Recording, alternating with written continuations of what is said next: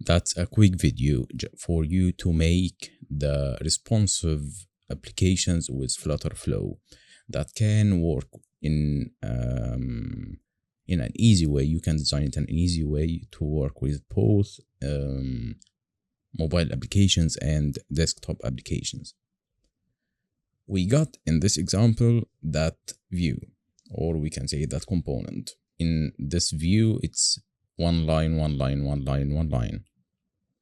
But in desktop view, it converts itself a row with 2 columns. So the key here, we can look for the widget tree. In this container, we will see that there is a column and there is the first staggered view, and here's a divider.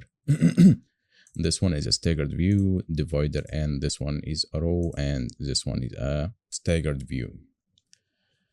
At the first one, we will notice that this one is a shrinkWrap. And here is the variable for the cross-axis count.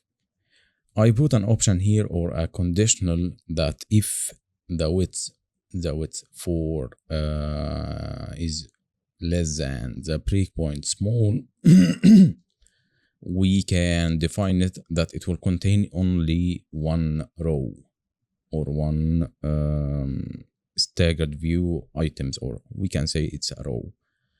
But if anything else, it will be 2 columns.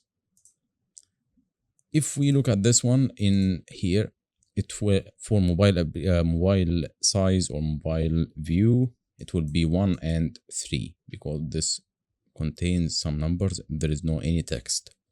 So here in the desktop view, we can see that it's 3 columns, but in mobile view, it's 1 column per row.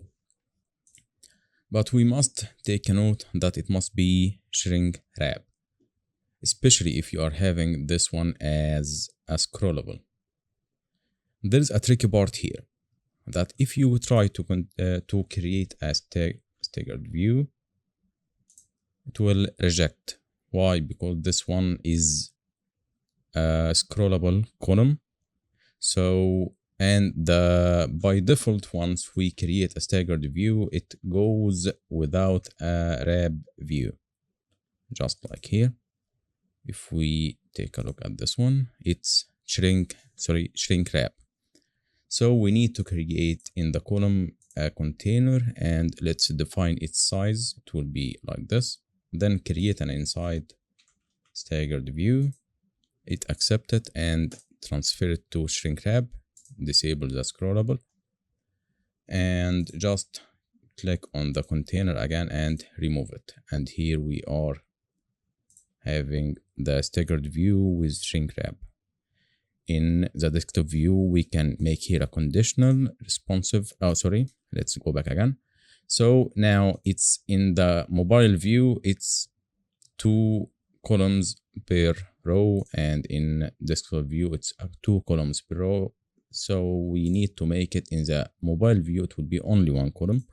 So we will click on the staggered view here, responsive, and let's remove this 2, and here it will be 1, and here we can say it will be 2. So in the mobile view now, it's 1 row or 1 column per row, and here it's in the desktop view, it's 2 columns per row. That will open up or facilitate the creation of responsive applications without a lot of conditionals, same like Elementor in WordPress.